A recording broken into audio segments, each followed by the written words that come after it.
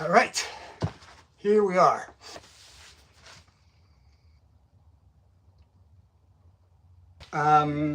Yeah, nobody's with me yet, but that's okay. I'm going to start doing my thing because I was just going to be doing it anyway.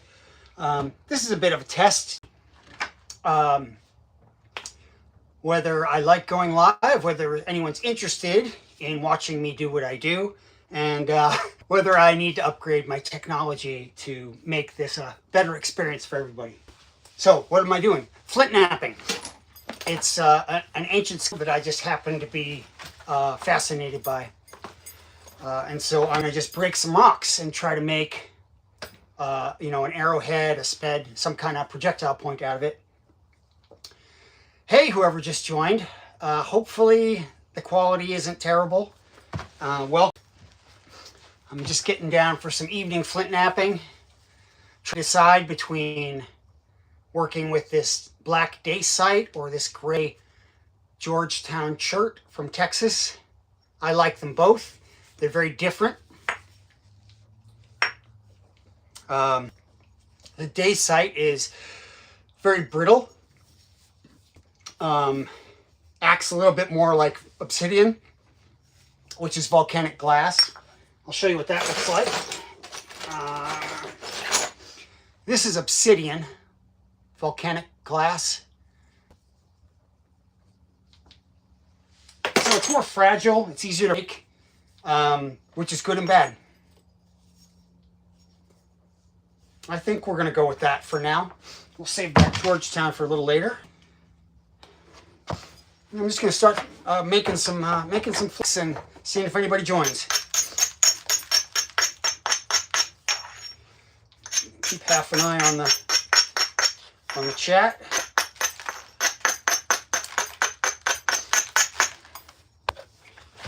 All right, gotta eye this thing up.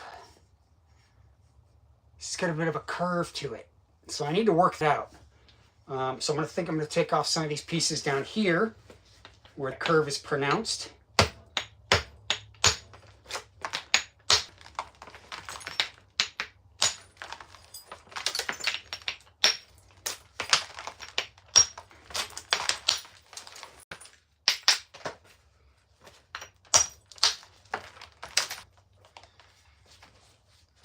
Hey all, hopefully the quality's decent. It may not be.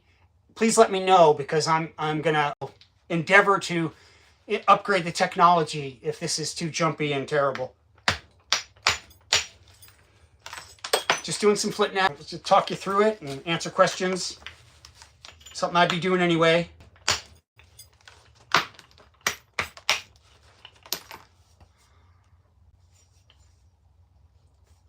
This is a piece of dacite, black dacite. It's got a bit of a curve to it, so I'm trying to knock off pieces here to turn it into more of a flat piece so I can start thinning it down.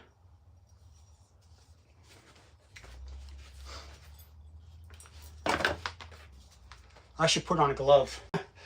Yeah, for those of you who have never done flintknapping, you will cut yourself. It's just part of it. Wearing a glove does help, but it guarantees nothing. So here's a nice spot. I'm going to see this slanted bit here. We call that a platform. So I'm going to hit here in order to take off a flake down here. Ready? Well, at Shaq, you can see it did take off a piece down there.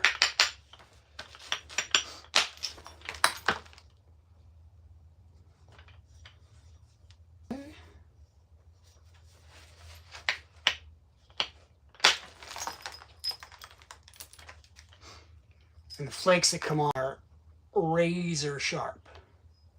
This is dacite, Syed. Dacite. High silica rock, very uniform, fine crystals, like all flint napping rocks. Dacite, black dacite. It's one of the ones I like a lot. It's not as tough as some of the ones I use. so it can be a bit more forgiving.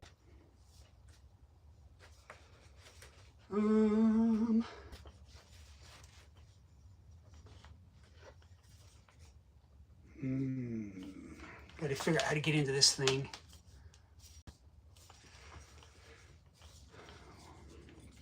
It's got a thin spot in here, which is going to limit. I'm going to have to work toward that spot. That's going to be a limitation for as long as it exists. So I'm actually going to break out the solid copper bopper. Try and support this really well.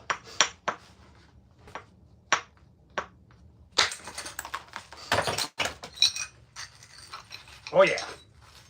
Look at that flake. I'll show you where that came off of. I'll try. Here. So I hit here, and it took off this big flake. And these edges are crazy sharp. Crazy sharp. So these are impromptu tools that you can use just this way. And that's what ancient peoples would have done. And some not so ancient peoples, but for the most part, Stone Age technology. I'm going to save that because it's a nice big piece from which I can chip out an arrowhead, a small arrowhead. So I'll save that. That was a good piece. That helped me thin it quite a bit. I'm going to go for one right next to it. Again, I'm going to support it well and sort of hold it in this piece of leather, because when those chips come off, they can go right into your hand. It's not something you want. It is not something you want. Okay. Anybody out there seen Donnie Dust do this? Guy who's a professional caveman. He was on the show Alone. A couple other shows. He's great. He's really good at flint knapping. I am nowhere near as good as he is.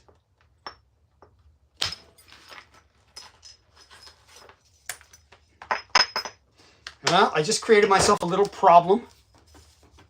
See this? The force went in, and I didn't hit hard enough. And so instead of carrying through and making a big long flake in here, it stopped and exited.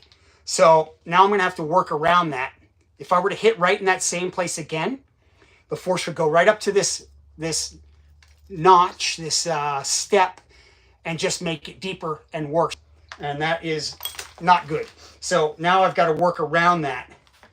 And honestly, that's what I spend a lot of my time doing, is working around problems that either exist in the rock naturally or that I've made while trying to shape the rock myself. So I'll hit next to it. More of the same. I'm going to hit from the other side to try and clear up some of my problem. A little bit.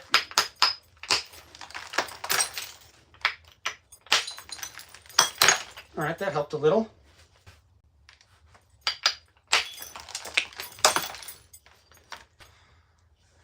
Hey, pronounce your name. Looks like Cyrillic script. It's very cool. But I do not know how to pronounce anything. A nice flake. You want me to give you a sense for how sharp this stuff is when you just break off a piece? So here's a nice thick piece of leather. Cowhide. This is the flake that I just broke. Oh, I'm bleeding. I told you. It's almost inevitable. But if I hold this,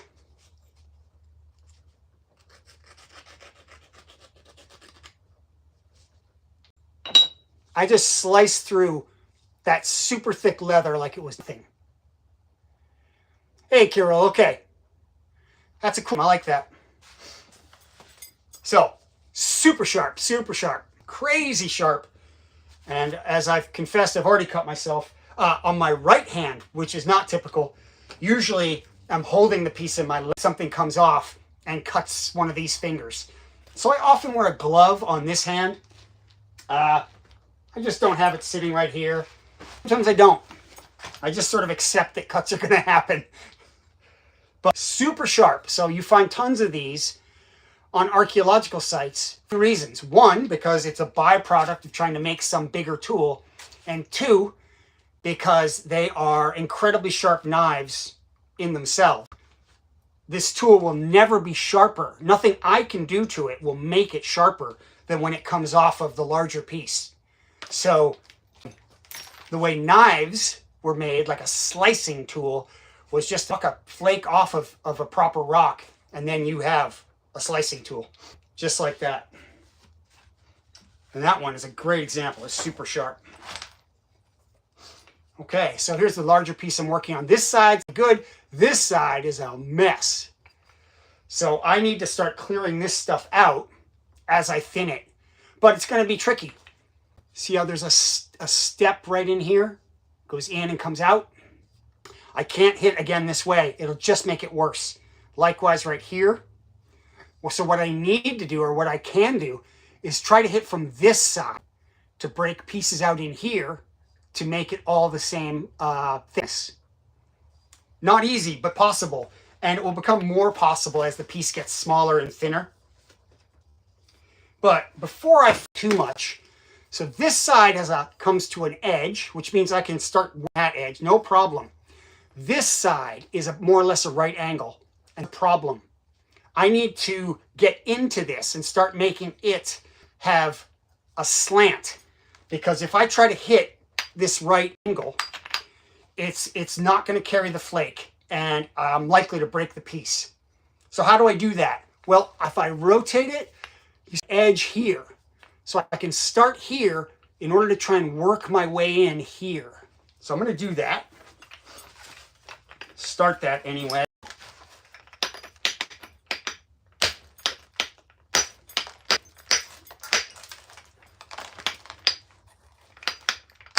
Okay.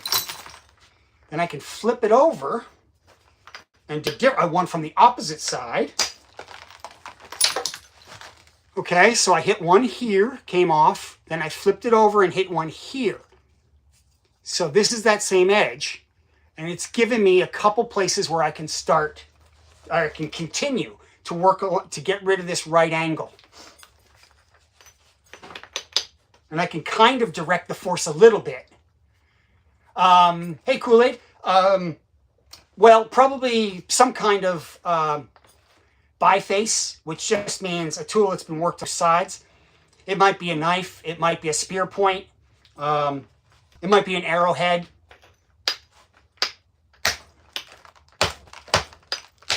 There we go. Okay, once again, I'll flip it over. Create another surface. I'm going to hit that side one more time.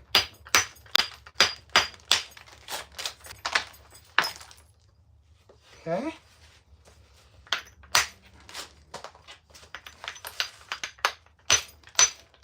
This is called zippering the edge, or at least some people call it that. One of my teachers calls it that. Okay, if you have to hit the same spot more than a couple times, stop and think about what you're doing. Reevaluate, because you're just going to break it. Okay, good. So here's that same edge. See how I'm getting into it, and it's now starting to form a zigzag, an up and down zigzag. That will give me opportunities for subsequent hits to shape this and thin it.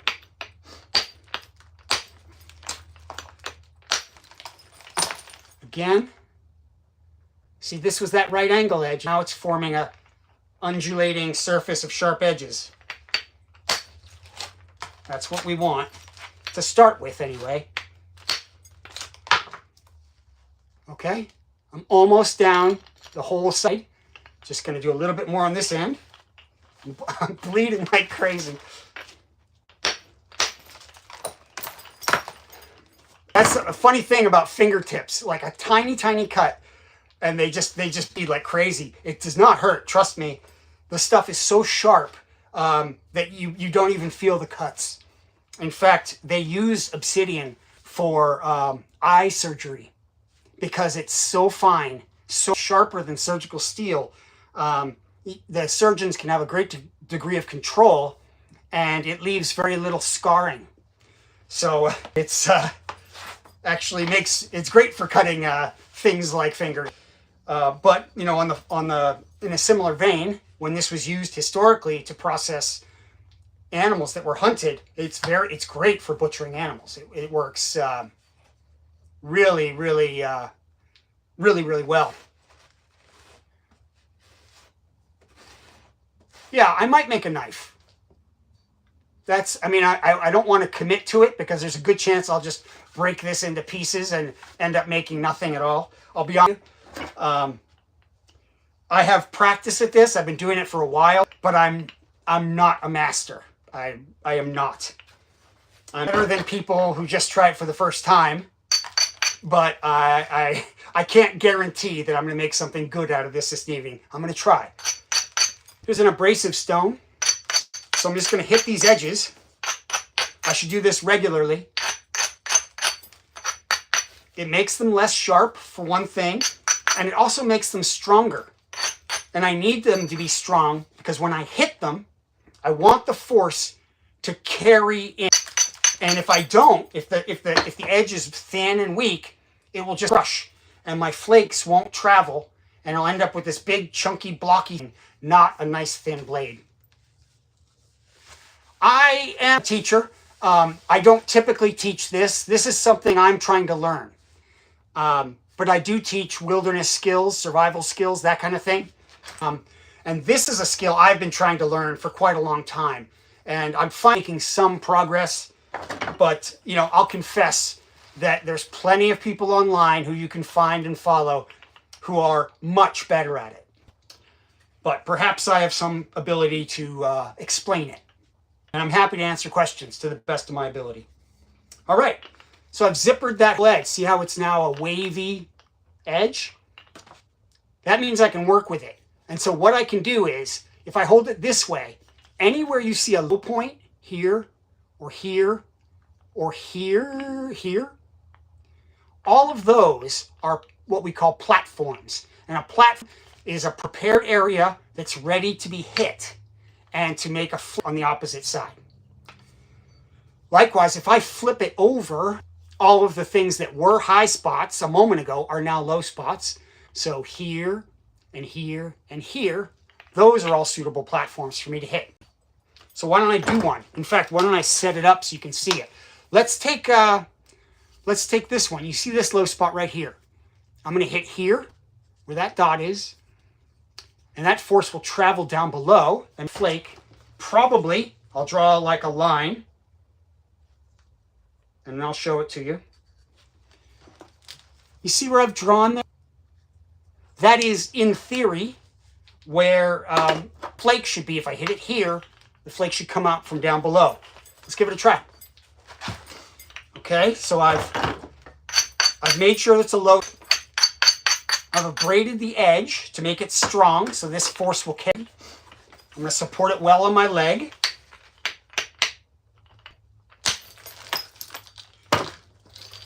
It crumbled. Yeah, it crumbled. But you can see it came right here. So it kind of did what I expected. It just ended. I probably needed to hit a little further into the rock. I'll follow up and do it again. That was a good one. So it took off this piece here. We can't see the writing right there anymore. We can see a little over here, but right here, it's gone. And so I'm going to repeat that process, all the low spots. Next one's right here.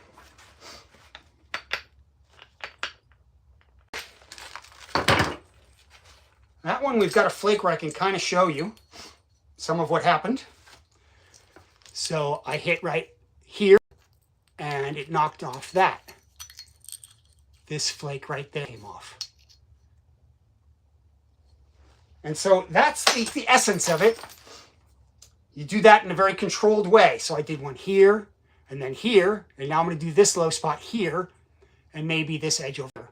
And then I'll flip it, and prepare the edge, and do the similar thing. Quality, folks. It's probably not great, but I can't tell. let me know, because I'll probably need to work on a better setup.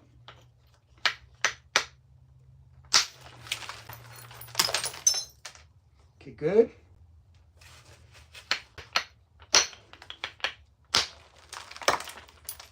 Okay. A little choppy? Okay. Hey, thanks, Odren. Great name. You a Firefly fan? Yeah, it's just my cell phone, so expect it is a little choppy, but bear with me, give me some feedback, and hopefully in time I can make this better. Oh, Farscape. Farscape, right.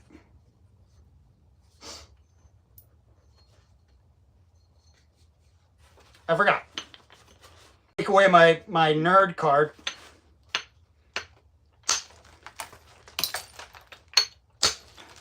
Yeah, no, not really. I'm out here on a Friday night flint napping. I've earned my lifetime nerd card. Oh, Dren, this is dacite. This is a volcanic. Is it volcanic? Yes, it's a volcanic called dacite. It's a lot like obsidian, which is volcanic glass. You see how the obsidian is shinier. This is a little less shiny. So this is extremely brittle. This is a little less so. So it's a bit tougher, which makes it a little easier to work in this context, because when I hit it, it doesn't completely break. It's got a bit of toughness to hold together. But let's take a look at the piece so far. So now the side, this is the edge I just worked.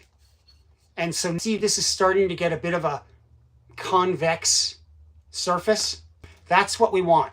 And I want it also on this side, but this side is a mess. So I'm going to have to tiptoe up to solving some problem before I can really cut loose.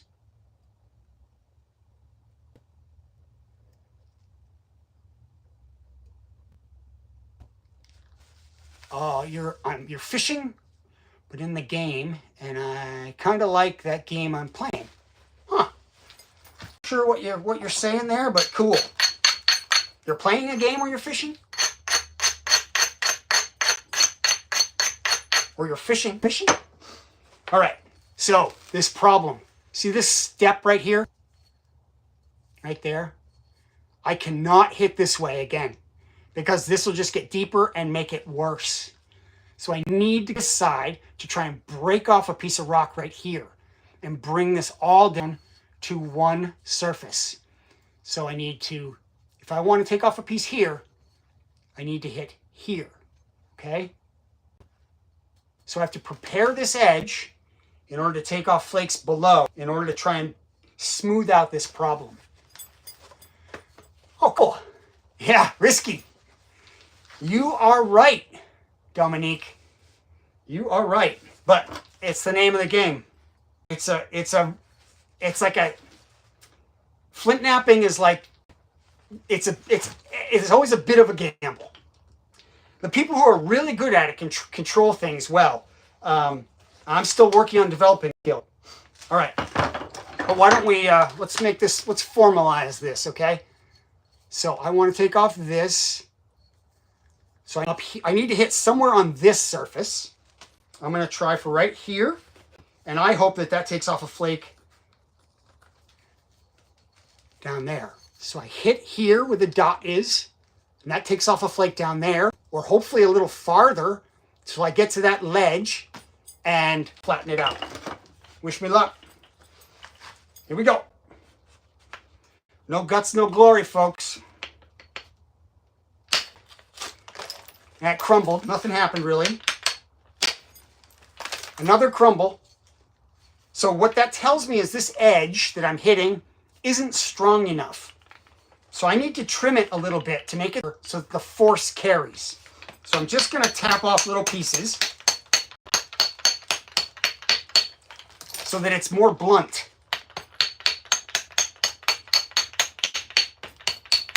Okay, little trimming pieces. So I made that less sharp, and now I'm going to abrade it. Okay, We'll try again. I'm going to try for right next to this. So I'm going to try right here. Okay? Oh, I think I got it. Well, in part, I made a big flake here. I didn't get all the way to this area. I need to go even further in. But I'm not going to try for that right now because I'll be repeating this process as it gets thinner. So I'll have another opportunity to clean that up.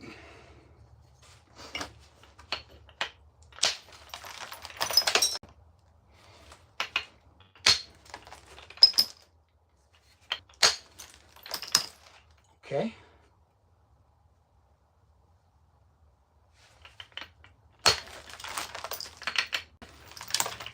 It's a little bit better. But I can only do so much because as I continue those hits, this surface, this edge, is higher. I knock off pieces and that what's left is higher. And then suddenly it's not below the center of the piece. If it's above the center of the piece and I hit it, it's not going to create the carries through. It might break the piece in half. I don't want that. Or it might create very short flakes that create more problems. So what I'm going to need to do is flip it over, work a bit this way, and then go back again and work this way, and I can clear up my problem. It is somewhat better. I haven't totally gotten rid of it, but it's better than it was. I can actually take one hit right here. I'll braid this surface really well. Again, to make it stronger. So my platform is here, and it will take off a flake here. Oh, I got it. So, there's the flake.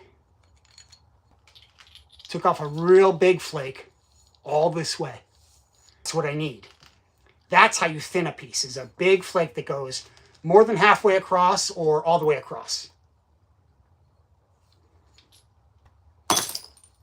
And you can see it's getting thinner. I need to work on this end a little bit. Well, as I said, I need to flip it over pretty soon. Braid these edges.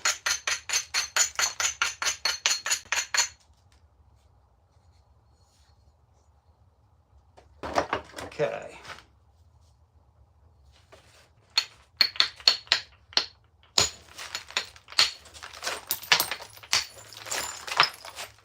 All right. And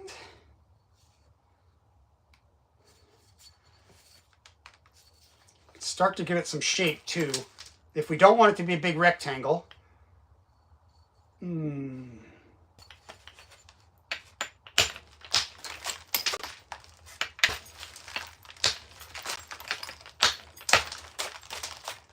okay.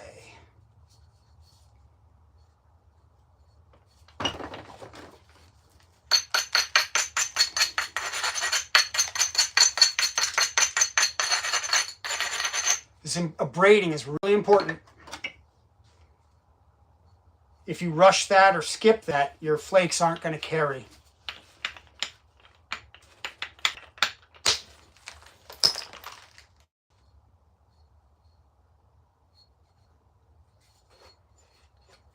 All right.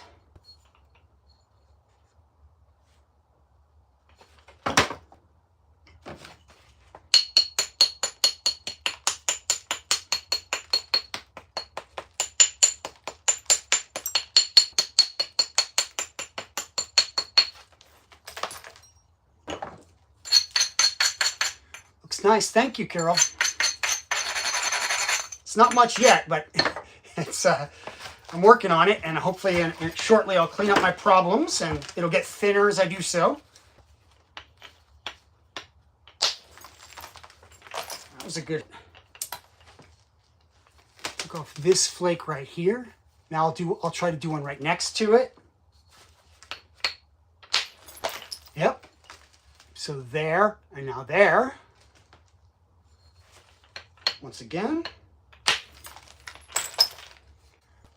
Yep. One on the end. That one didn't work as well. There we go. I don't know if you can hear that difference, but when there's a real sharp crack, that's when you've done a nice, you've made a nice flake.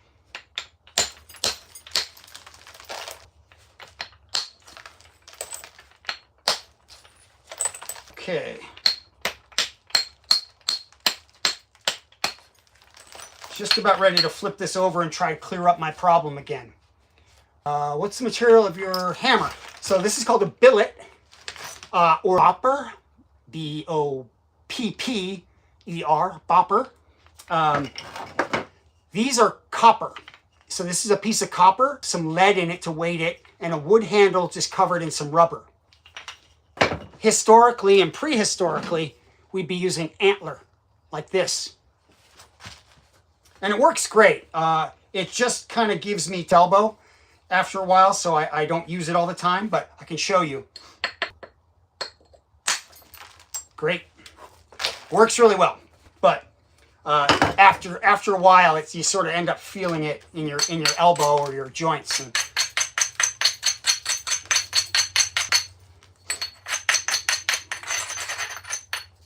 okay.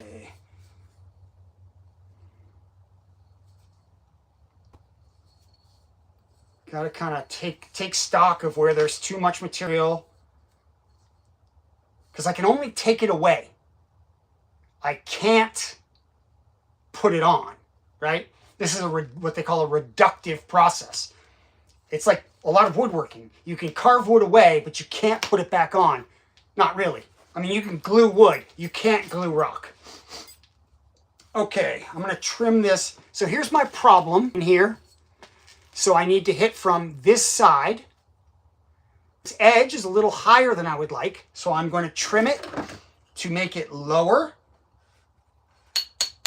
I'm going to use one of the smaller choppers to do that.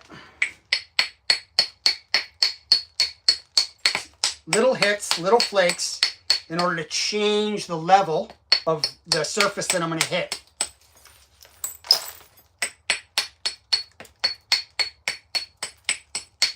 So a lot of this is preparation.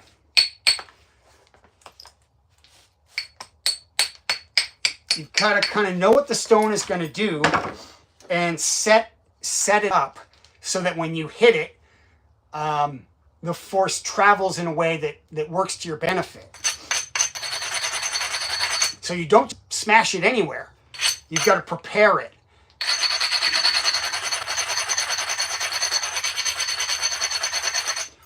Okay, I think we're ready. So here's my problem. So I need to take off some flakes from this side to bring it down to this low level. Break out the copper boppers.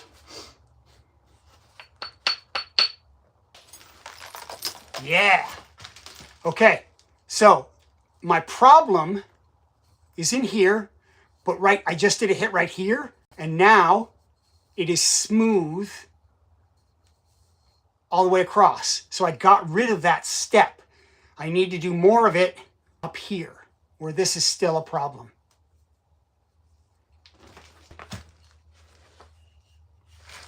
So I'm just going to hit next to it and try to continue to create an even surface on the outside. Yeah, that's good too. So I hit here, and now this is almost smooth, much closer to smooth. And now I'm going to do one here. Yep. Yep. Okay. So my problem side is looking a lot better. We still got a bit of a low spot right here, but it's not as bad as it was. It might be fixed enough that I can now taking flakes off from this side without it causing a problem. It's an interesting game of chess because you need to be thinking several steps ahead.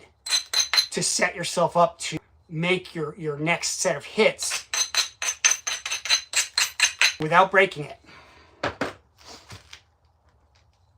Yeah, I'm going to hit on the side where the problem is and try and thin it down a little bit and hope to get rid of some of the last remnants of my problem.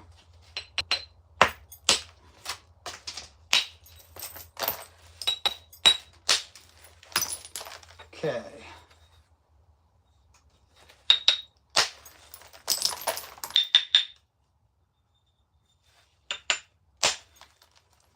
Yeah.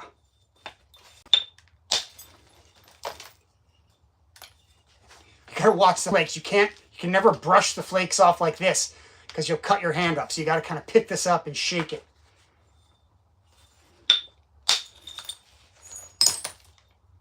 Okay.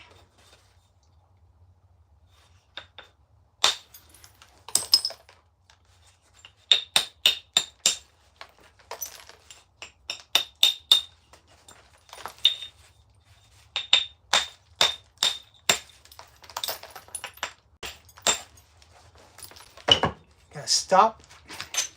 It's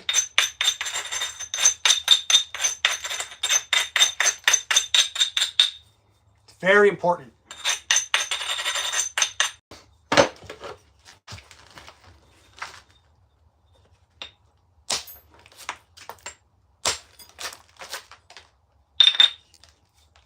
Okay, so here's my side that was a problem. It's still got a little funkiness in here, but it's almost all at the same level, which means now I can kind of treat it with a little less care. I don't have to worry about every hit quite so much.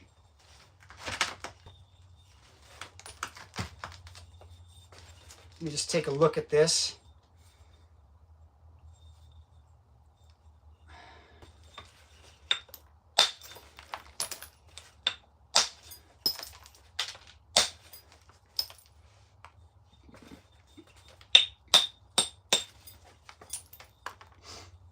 Okay. Let's clean up on this side.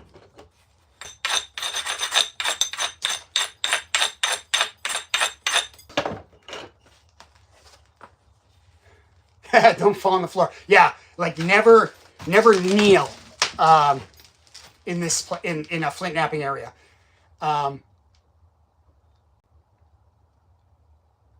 You're punching the goose plushie. Get it, man. Hit it for me.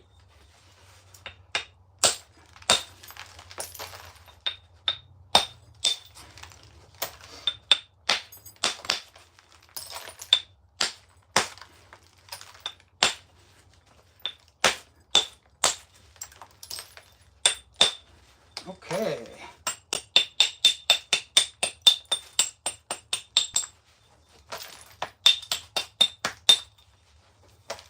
All right.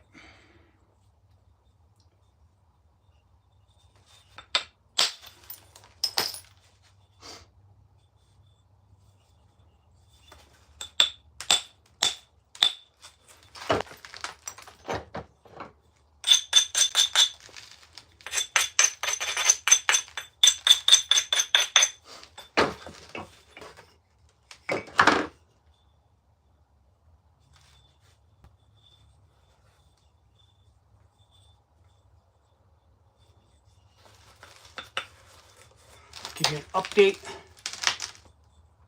Getting thinner, getting smaller. The two things go hand in hand. To get thinner, it has to get smaller.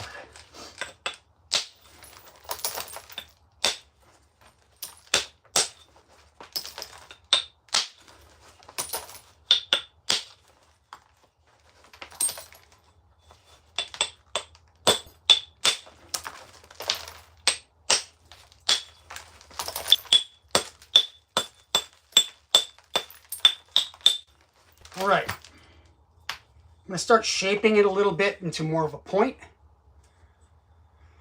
You know, just to get a feel for the direction I want to head with it. So I'm going to start just chipping off some pieces to try and give it some shape, the outline some shape. start to envision, you know, what I want it to look like when it's done. I'm a long way from done, but it's a good time to start thinking about it.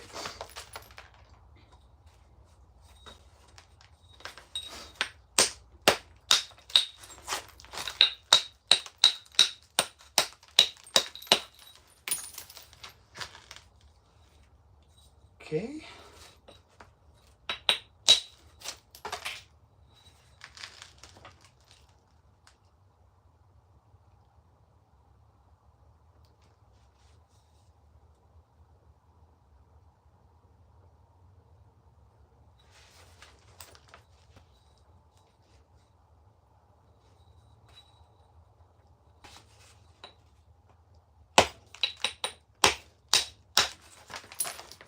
All right, it's starting to look like kind of a spear point. Let me work on the symmetry a little bit.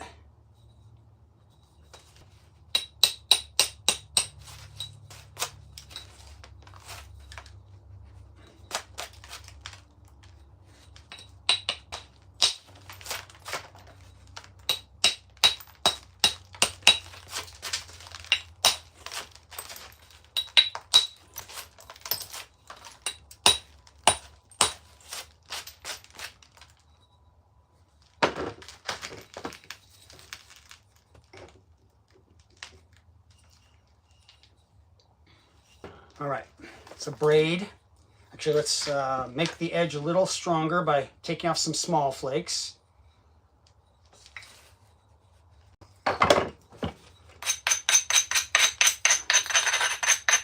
Switch to a smaller bopper for a moment so I can get into a smaller spot.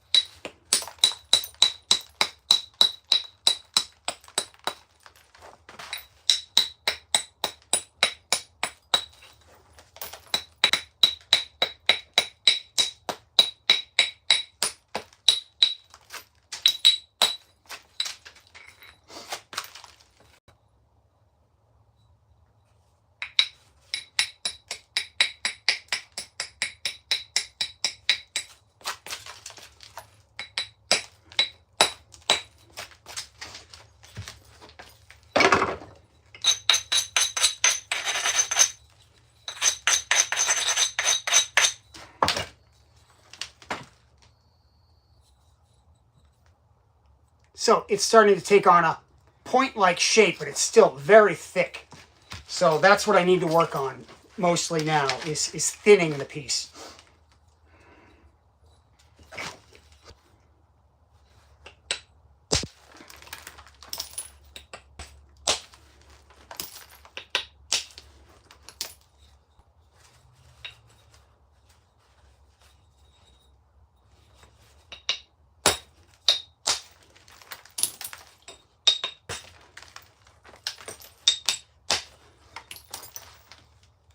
Let's see, it's great to watch. I did not know how it was done. Thanks. Yeah, I'm happy to show you what I know.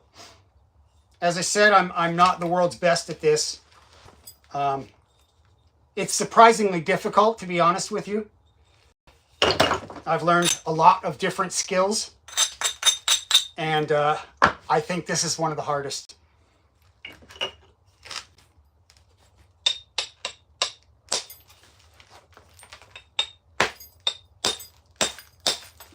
But I also find it very rewarding.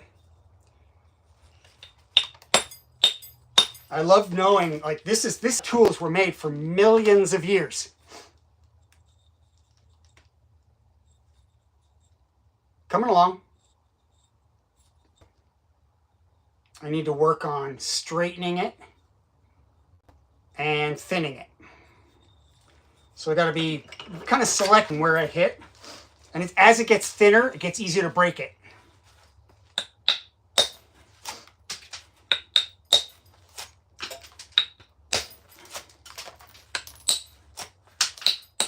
Break it in a way you don't want, like break it in half. It happens all the time.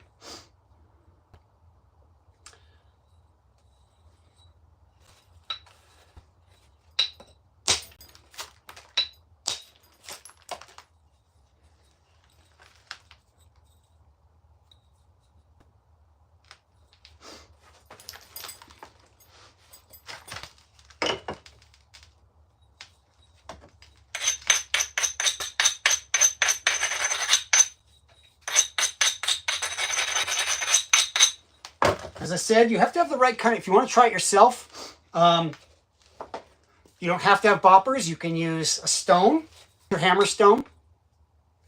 You do need a special kind of rock.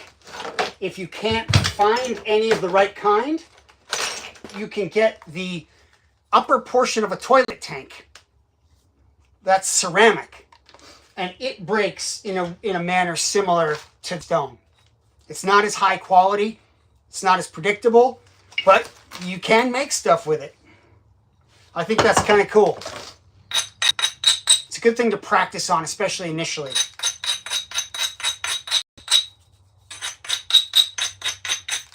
Depending on where you live, you might have suitable rocks. I don't really around here.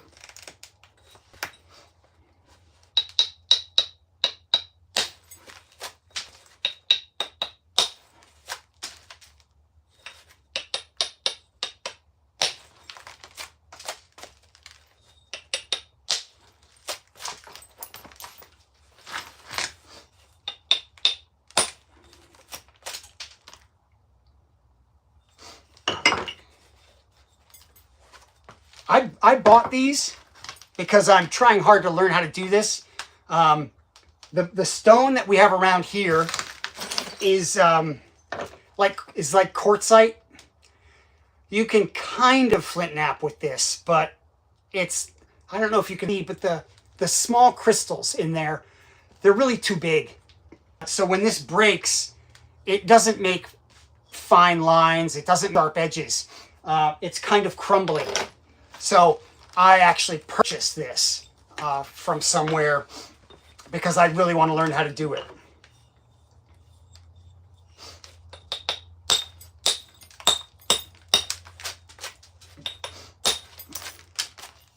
Give you an update here.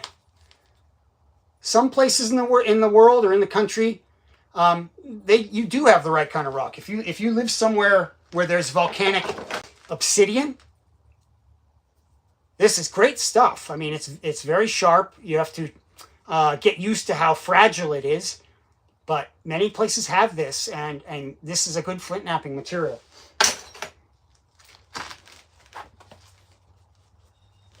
So, starting to take a spear point like look. It's still really thick. So I'm going to continue trying to thin it. As I thin it, it's going to get smaller. Not only thinner, but smaller. It's one goes with the other when you're doing this. It's just part of it. So you kind of have to plan ahead, and if you want a big piece, to start with a really big piece.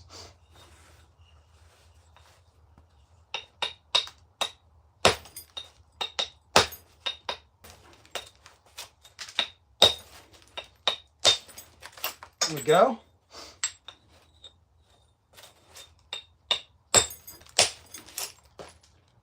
Okay.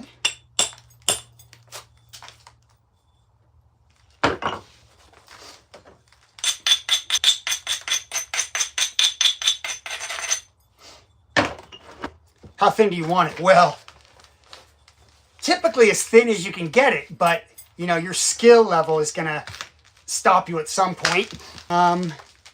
Let's see. Let me look around here for something that I made previously.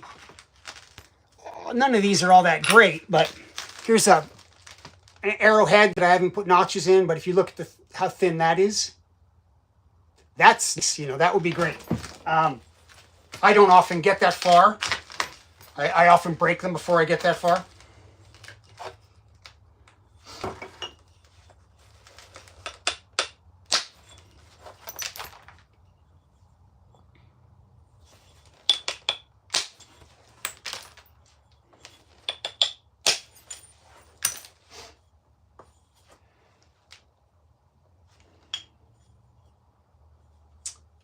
Okay.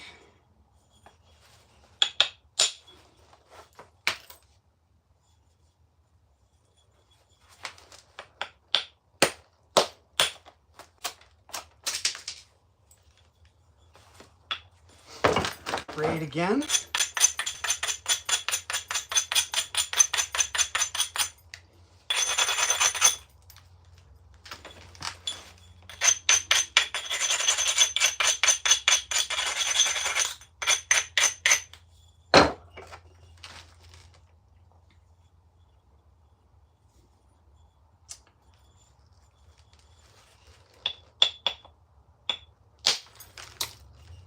There's a flake I can show you. Let's see, fit it back in there. Some of it broke off. That's one of the problems with this stuff is that it crumbles as you hit it.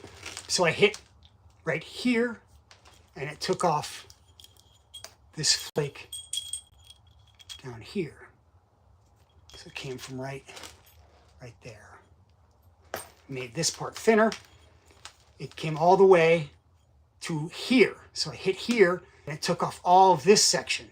If you can get your flake to travel past the center of the piece, then you're going to be able to get it thinner. That's kind of the trick.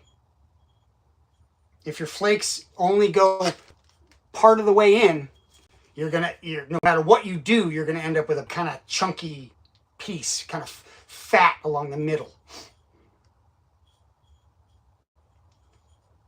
Okay, I got a bit of a problem here that I need to try and clear.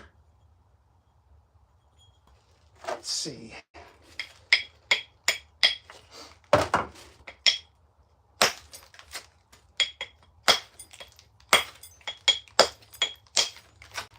Okay, I took a flake off next to my problem to weaken it. My problem is right here. See this big lump right there? I took off a flake right here to isolate this big lump and make it easier for me to take it off with one hit. I'm just going to prepare a little bit of...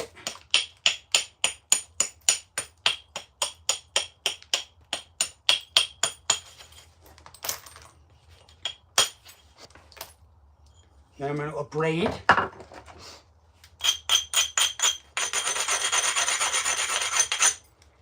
And I'm going to break out the big bumper and hope I don't break it.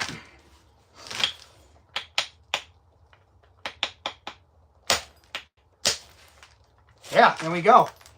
That big lump was right here. It's gone.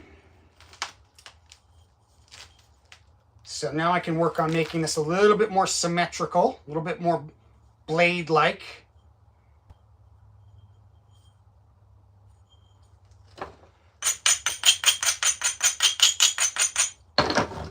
Go back to a slightly smaller bopper.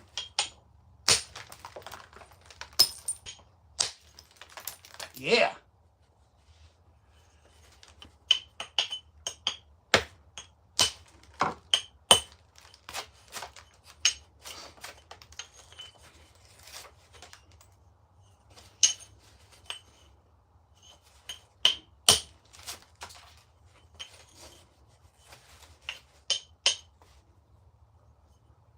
Okay.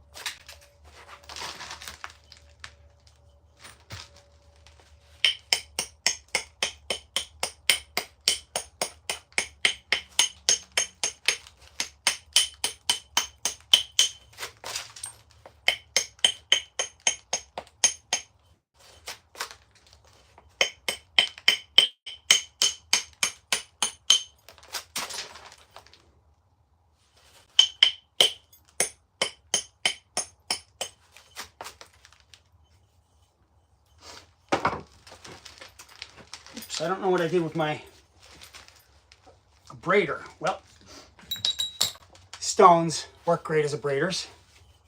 Rough stones. You just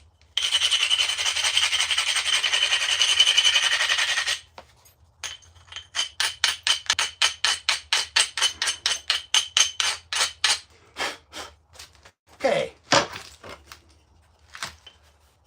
Let's see, let's do one preparatory one over here.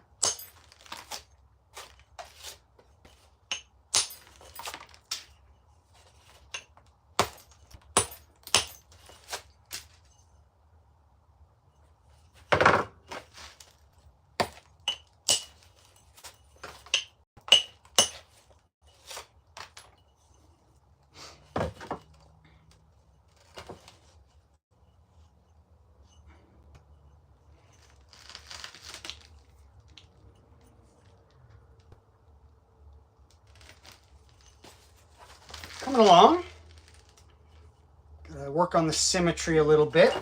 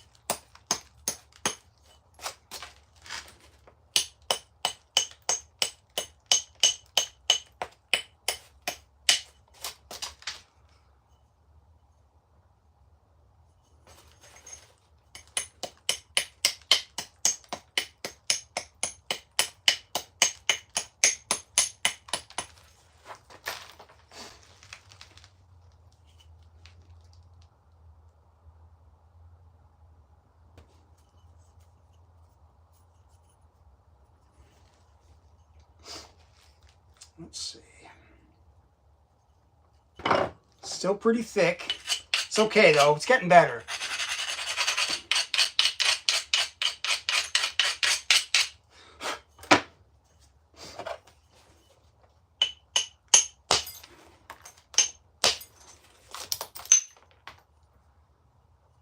Nice.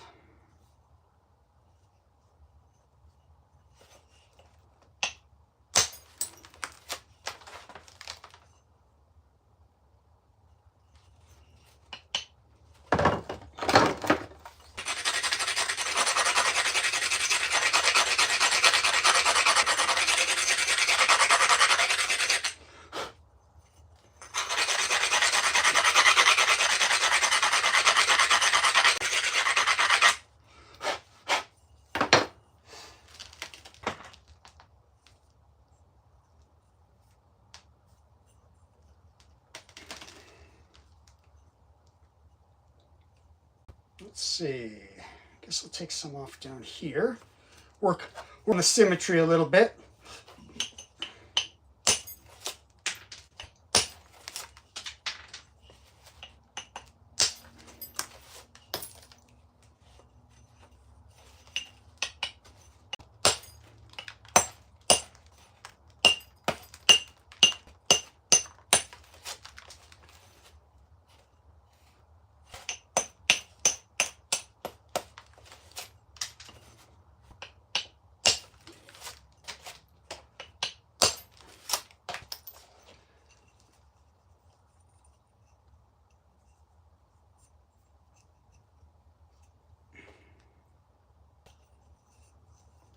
Coming along.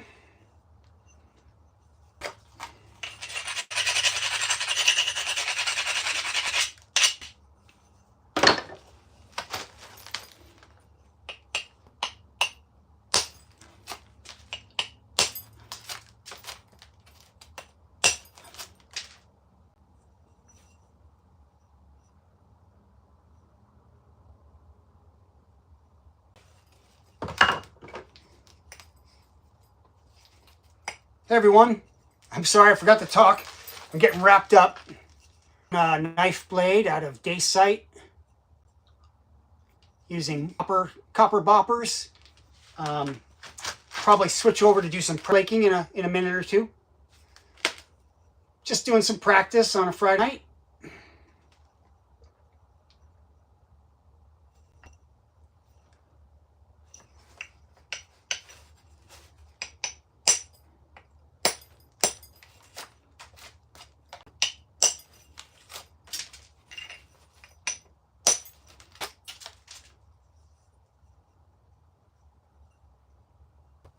Okay, and taper this bottom some. I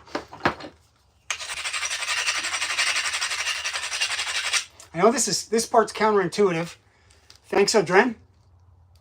It's counterintuitive that I'd be making the edge dull, but while I'm working on it, while I'm flint knapping it, I need to do that. I need to make this edge strong so that when I hit it with one of these, it doesn't just, I need that force to carry so that I make nice long flakes and the piece gets thinner.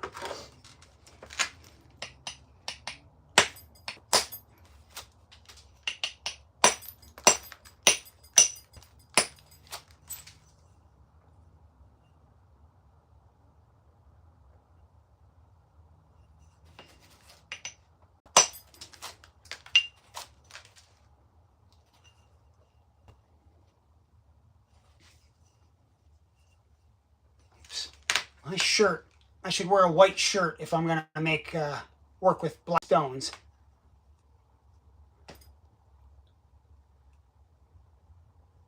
See the light there. Oh, thanks, Carol. You guys are too kind. I appreciate it.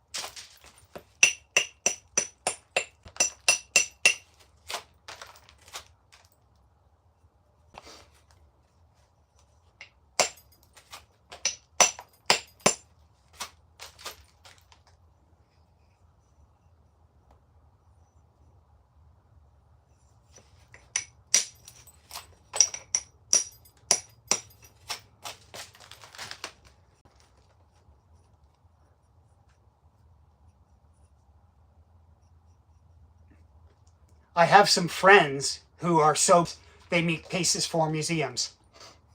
I am not at that level at all. Maybe one day. Maybe one day. Okay. So I think I'm going to switch over to a different technique now. Now that it's gotten this small and this thin, I'm going to stop using these quite so much. And I'm going to switch over to using this to push flakes off. This is called pressure flaking. I still need to abrade for the same reason.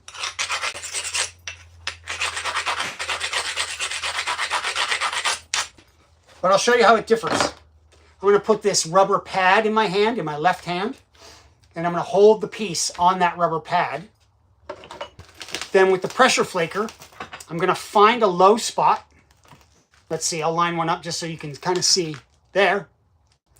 Then I'm going to use my arms and my legs to press into the rock, push off a flake, like that. It wasn't very visible. Let me do it somewhere where hopefully you can see. All right, so I just pushed off a flake right here, right here. And now I can do this all the way along the edge. And the benefit of this is it's very controlled.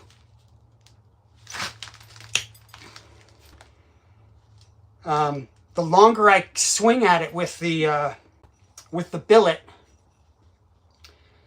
the riskier and riskier it gets as it gets thinner. So this is a method where I can continue to shape it in it without risking breaking it as much. I could still break it, but it's less risky. So those pieces are getting pushed off.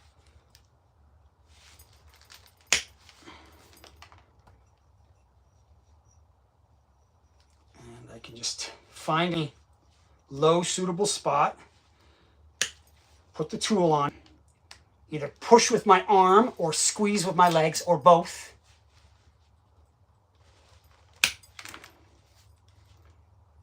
And it creates a nice little flake.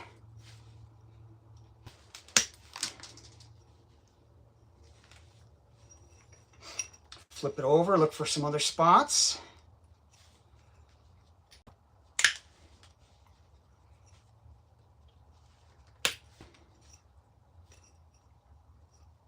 There's one I missed.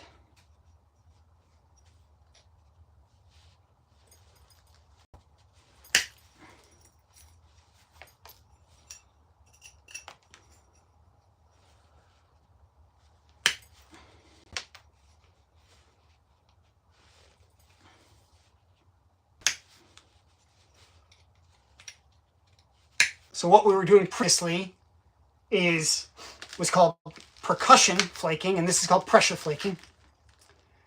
Let's question, and how did you know to do that? No, we don't know how they figured that out. Oh yes, and they did use antler. Oh, yeah, let me show you a traditional tool for that. That's a great. Here is a white-tailed deer antler tip, and it works the same way as that little copper tool I have. Put it right on the edge, press, and pop off a flake. How did they figure it out? We don't know. Someone was goofing around and broke the rock and said, hey, that's sharp. That could be useful. Let me try that again. And figured out how to hit it. And then eventually figured out how to do this technique to flake off. So yeah, you can use bone as well. That's a great insight. This is a deer ulna bone. See how it's really thin at the top? Later on in the process, if I were to make this into an arrowhead, say, and it needed to have little notches in the side so that I could mount it to a shaft and then wrap it to tie it on there, you'd use this very thin ulna piece to press in flakes to make a little groove.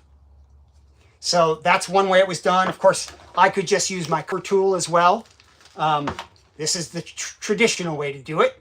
Use bone, or take your antler and rub rock for a long time until this is really thin, and then you could use this. Antler works really, really well. So antler works well. The base of the antler works as a billet, and the tip of the antler works for pressure flaking. And so if, for instance, the Native Americans in North America had access to white-tailed deer, and for a large white-tailed deer, it's the base of the antlers as the billet, and the tip of the antler as the pressure flaker. In other parts of the world, they found other things to use, but almost everywhere there's something to use because, as figured out, bone is also a possibility.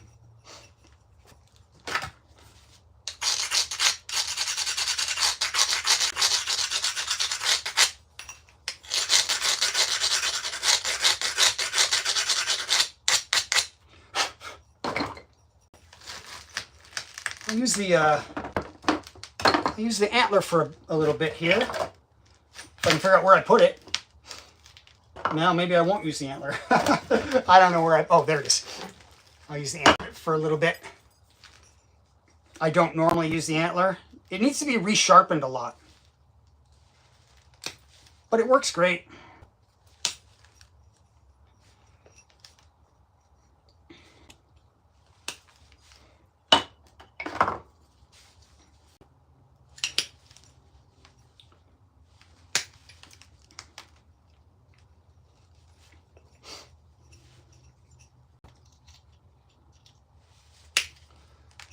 This is one of the oldest skills known to humankind.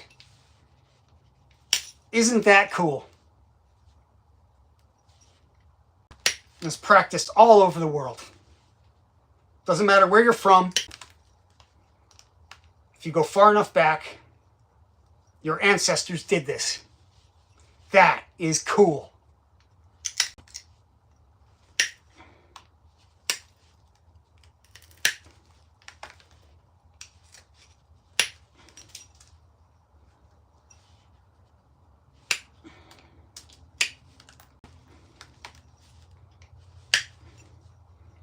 If you think about it that way, it's something that we've all got in common.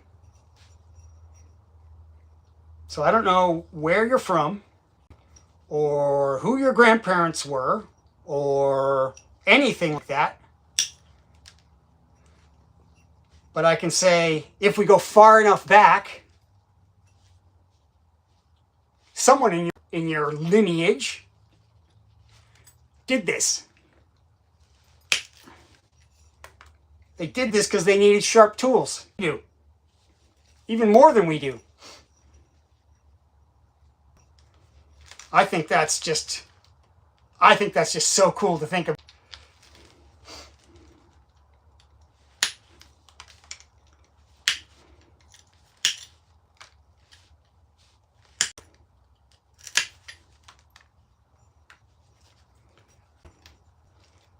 And these days, you know, maybe could use more things,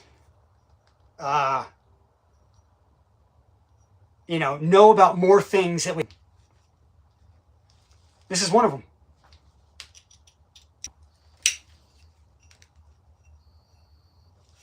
That's pretty cool.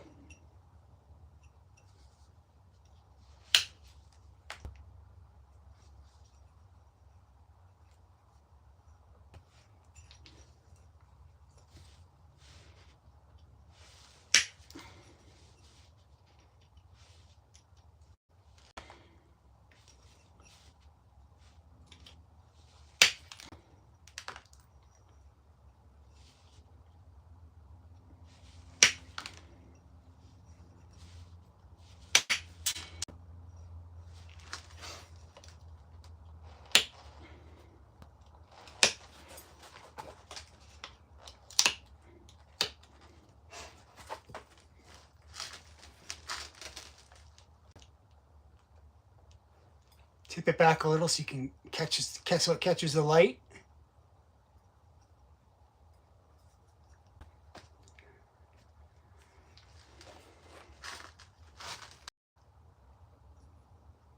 It could be thinner, but glad I didn't break it.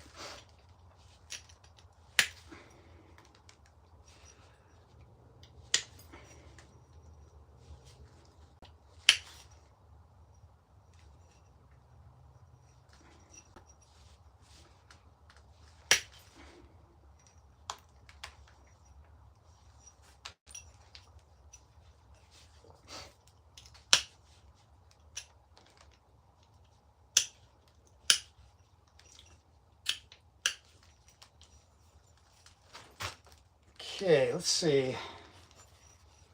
I'm going to work on the base a little bit. Just to make sure it's kind of symmetrical, kind of even. Take some flakes off from this side.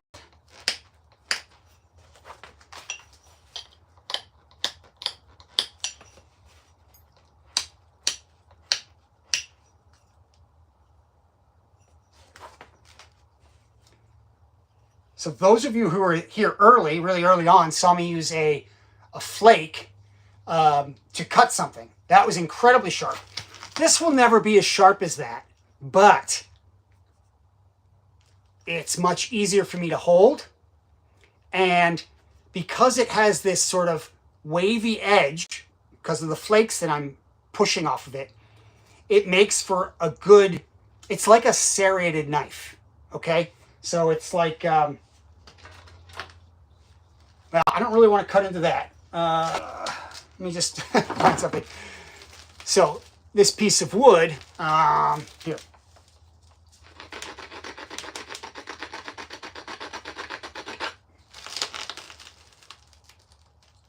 This is oak. That's hard wood. And I just used that for a couple seconds, and I made that nice little groove in it. So you could see how useful that would be. You know, if you didn't have steel tools or bronze tools or anything like that, this would be this would be crucial to everything you did in life. Have you ever heard of the Iceman? Let's see, the Iceman, the body that they found up in the Alps in the 1990s.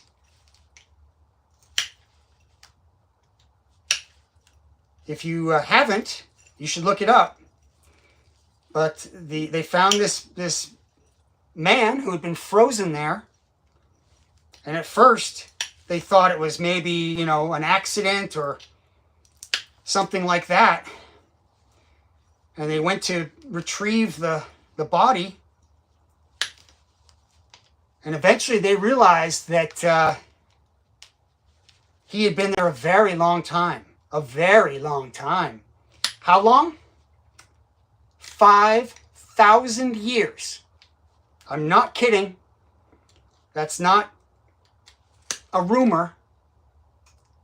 He had been there for 5,000 years, frozen in the ice. And all of his things were still with him. All of his clothes, his backpack, his fire starting kit, and his knife. And his knife was made of this. He lived a hard life a long, long time ago. And the tool that he used every day, one of the tools he used every day, was a stone knife. His was mounted into a wooden handle. Mount this into a wooden handle. This one is long enough that it might be easier to just wrap the bottom with some leather. So you can just hold it like that. I could also put it into, I don't know, say an antler like this.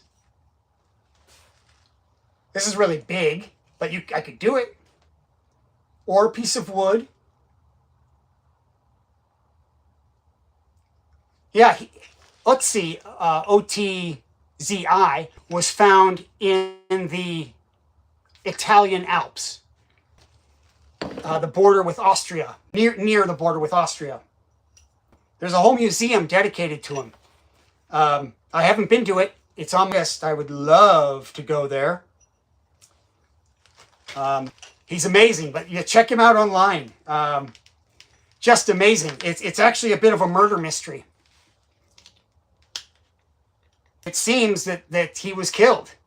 They found, well, to this day, they're preserving the body in a freezer very carefully. And to this day, there is a stone arrowhead in his shoulder. Someone shot him with an arrow. We don't know who. We don't know why. But something bad happened to him. And then he fell into the snow. And the snow covered him up. And then the ice covered him up. And then he stayed there for 5,000 years. 5,000 years.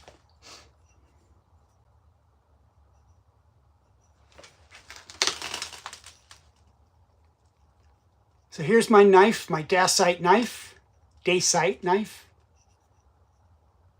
As I said, I could mount a bone handle or an antler handle, a wood handle, or I could simply get some leather or rawhide and wrap around the base. Yeah, he was kind of like a special forces guy in what he carried. Like special forces, he was contained. He had his insulated shoes, his backpack, his axe, his knife, a bow that he was still working on. It wasn't done. A number of arrows that weren't finished.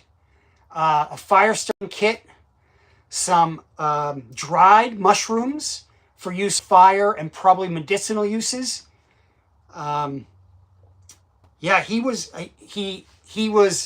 had a little a tool like this for resharpening his arrows, his knife.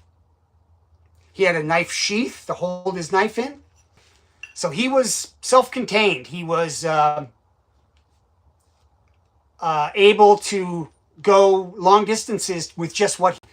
And they've been able to work this out based on, pollen that they found on various parts of his body and his equipment.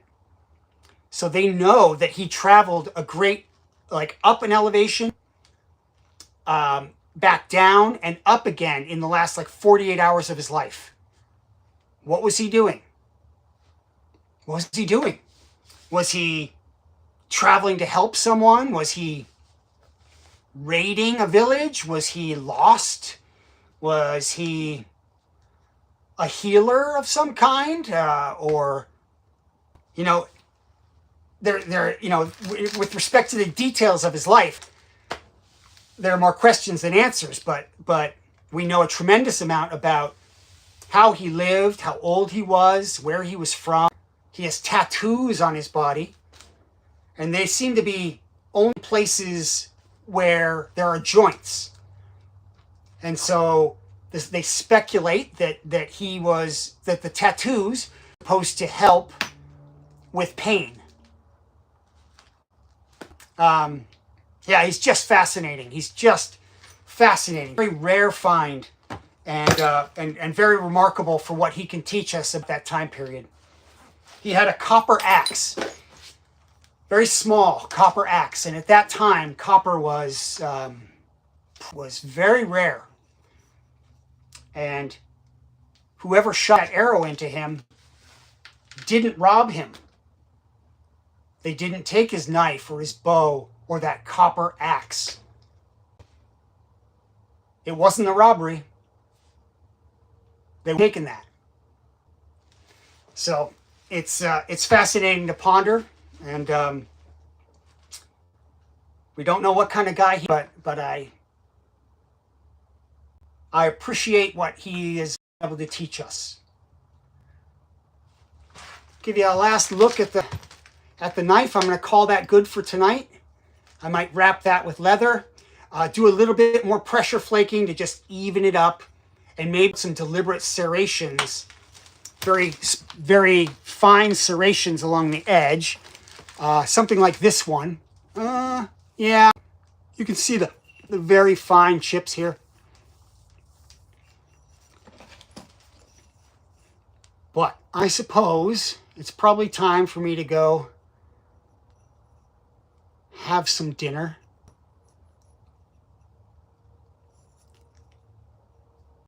I appreciate everybody who's tuned in tonight.